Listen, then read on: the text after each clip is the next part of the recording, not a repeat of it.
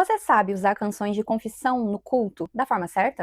Jesus, quebra o meu orgulho e faz-me olhar pra cruz.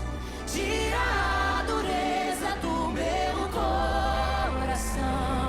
Recentemente viralizou nas redes a música A Jesus, da Juliane Souza. E ela chama atenção por conta do seu conteúdo sobre confissão de pecados. É uma canção que apresenta o reconhecimento do pecador das suas fraquezas, limitações e do quanto ele gostaria de agradar a Jesus com seu comportamento, mas muitas vezes ele falha. E ela culmina num pedido de perdão, de reconhecimento de que Jesus quebre o orgulho do coração e dê a ela um coração parecido com o dele. Mas será que essa canção é uma música boa para colocar no culto? Seria ela congregacional? Se sim, como nós podemos entender o lugar das canções de confissão dentro do culto cristão? Primeiro, nós precisamos entender que o repertório do culto não é só uma lista de canções bonitas. O culto é uma narrativa com começo, meio e fim, e com movimentos que se complementam e que caminham progressivamente para uma culminância. Essa é a resposta do adorador, daquele que veio cultuar, a tudo o que aconteceu ao longo dos diferentes momentos do culto. O momento de confissão existe dentro dessa narrativa, mas ele não é um fim em si mesmo, mas sim uma passagem. A consciência do pecado precisa ser resolvida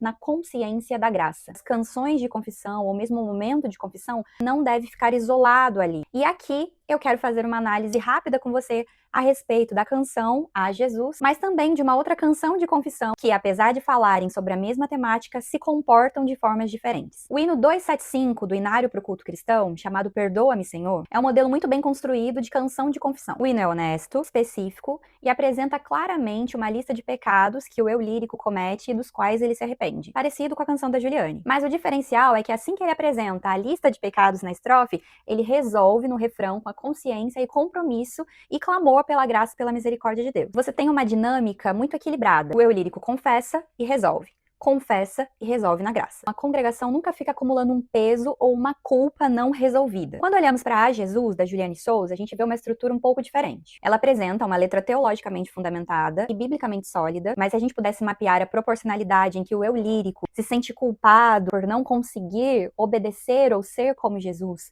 com quanto a graça de Jesus e a resolução desse conflito é apresentada na música, a gente vê uma desproporcionalidade. O peso dela está concentrado no início, vai se acumulando ao longo da música, mas não tem a mesma intensidade na resolução. Isso não significa que a música esteja incorreta ou não possa ser cantada. Mas aqui eu deixo um conselho para você, se deseja inserir essa música na sua comunidade, ela precisa ser bem encadeada no culto. Se você a usa, precisa garantir que o movimento que vem depois da música resolva a tensão que ela abre. Isso pode ser por meio de uma oração, de declaração de perdão, de uma leitura bíblica, ou mesmo de uma música que apresente a graça, o amor e o perdão de Jesus com a mesma intensidade que a Jesus apresentou as nossas misérias e necessidades. Porque senão a sensação pode ser que você suspendeu a congregação nesse lugar de muita culpa, mas você não apresentou a resolução de forma tão abundante quanto. Um momento pensado logicamente para a confissão de pecados não pode deixar a congregação somente nesse lugar de miserável pecadora. Ela precisa apontar para o alívio do fardo que a obra de Jesus entrega. Ainda uma segunda camada que o líder de música precisa considerar ao observar essa canção, que é a questão musical propriamente dita. Uma canção congregacional precisa ser acessível para que toda a congregação consiga cantar. Vale perguntar, a estrutura melódica é previsível? É fácil identificar as estrofes, o refrão, a ponte? Os movimentos que a música faz são intuitivos para uma congregação mista, com pessoas de diferentes níveis musicais? A música é fácil de aprender? E aí vale ressaltar que o que é congregacional para uma realidade talvez não seja para outra.